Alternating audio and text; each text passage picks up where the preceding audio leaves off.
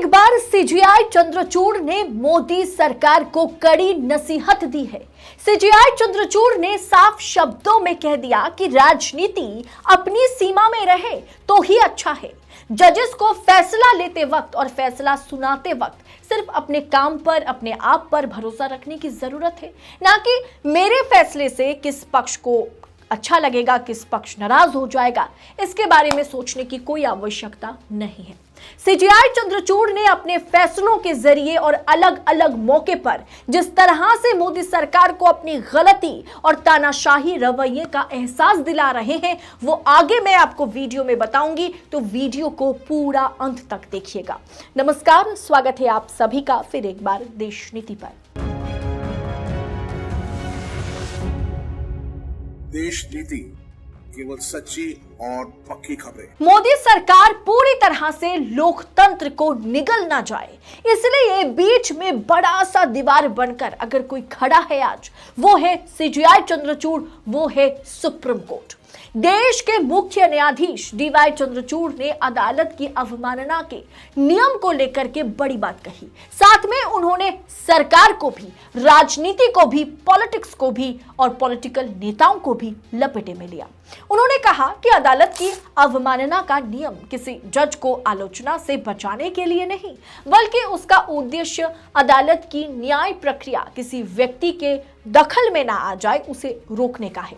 एक जज के तौर पर 23 साल और चीफ जस्टिस के पद पर 1 साल पूरा होने के मौके पर सीजीआई चंद्रचूड़ ने यह भी कहा कि अदालतों का काम यह सुनिश्चित करना है कि राजनीति अपनी सीमाओं में ही रहे, यानी राजनीति जो है, पॉलिटिक्स जो है, वो अपना सीमा ना लांघे और न्यायपालिका में दखलंदाजी या न्यायपालिका में राजनीति की एंट्री उचित नहीं है। उन्होंने अदालत की अवमानना के कानून की व्याख्या करते हुए कहा, यदि कोई व्यक्ति कोर्ट के फैसले का अपमान करता है या उसके बारे में गलत बात करता है तो ये अवमानना का मसला होगा। कोई अदालत की कार्यवाही को बाधित करता है और उसके दिए आदेश के पालन में आनाकानी करता है तो उसे भी अवमानना माना जाता है। टाइम्स ऑफ इंडिया को दिए गए इंटरव्यू में उन्होंने साफ किया कि यदि किसी जज के खिलाफ कोई अपनी राय रखता है तो उस मामले में अदालत की अवमानना का केस नहीं बनता।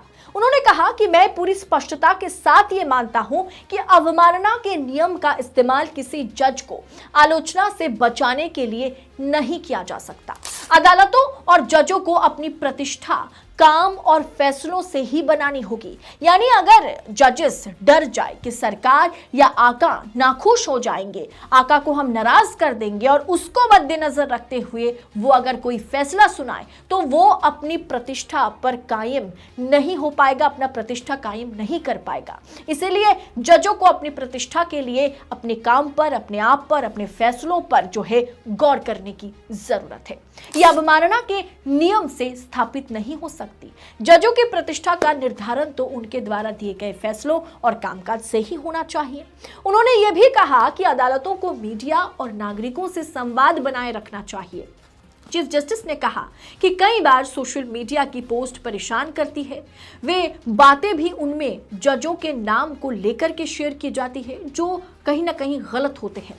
मुख्य न्यायाधीश ने कहा कि ऐसी चीजों से निपटने के लिए ये जरूरी है कि हम भी उचित संवाद रखें, इससे गलत जानकारी देने वाले मंच अपने आप ही कम और खत्म हो जाएंगे।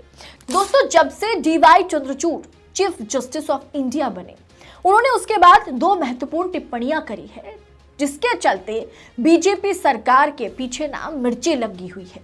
देश के लिए, सरकार के लिए, जजेस के लिए, जनता के लिए ये 2 फैसला या 2 टिप्पणी बहुत ज्यादा महत्वपूर्ण है, जो एकदम खुला सुप्रीम कोर्ट के चीफ जस्टिस ऑफ इंडिया, देश के chief justice of India Chandrachud ने कहा है। और कहीं ना कहीं ये टिप्पणी पूरी तरह से सरकार की ओर इशारा करता है।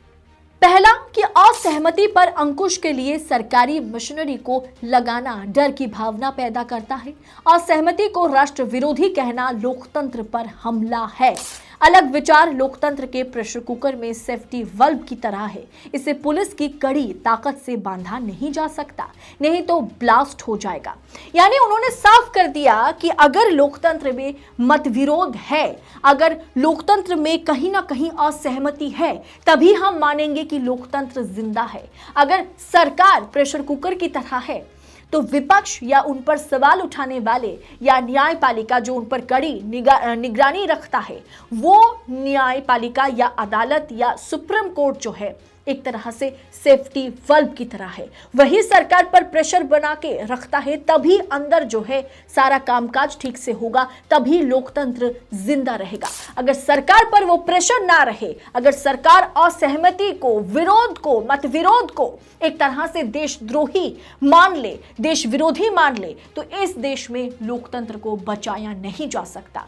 यही सीजीआई चंद्रचूड़ ने साफ साफ कह दिया है, जिसके चलते मोदी सरकार सीजीआई चंद्रचूड़ जो है, चंद्रचूड़ इस पद को संभालने के बाद से इतना ज्यादा भाजपा वाले जो हैं बौखलाए हुए हैं, क्योंकि सुप्रीम कोर्ट और सीजीआई चंद्रचूड़ लगातार ये बताने की कोशिश में लगे हुए हैं कि देश में मतविरोध रहेगा, असहमति रहेगी, तभी लोकतंत्र जिंदा रहेगा। और इसलिए लोकतंत्र को जिंदा रखने की कोशिश देश नीति भी कर रहा है, देश नीति जैसे स्वतंत्र मीडिया भी कर रहा है।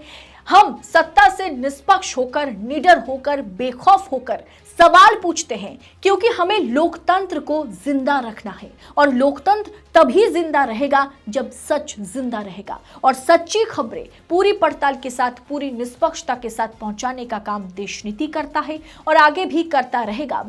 बाकी हमें इसमें बस आपकी सहयोगिता की, आपकी सपोर्ट की जरूरत है। आप देश नीति को भरपूर अपना सपोर्ट दें, आर्थिक तौर पर हो सके तो देश नीति की मदद करें, थैंक्स ऑप्शन का इस्तेमाल भी करें। और इस वीडियो को, अगर आपको ये वीडियो अच्छी लगी होगी तो वीडियो को एक लाइक जरूर करें।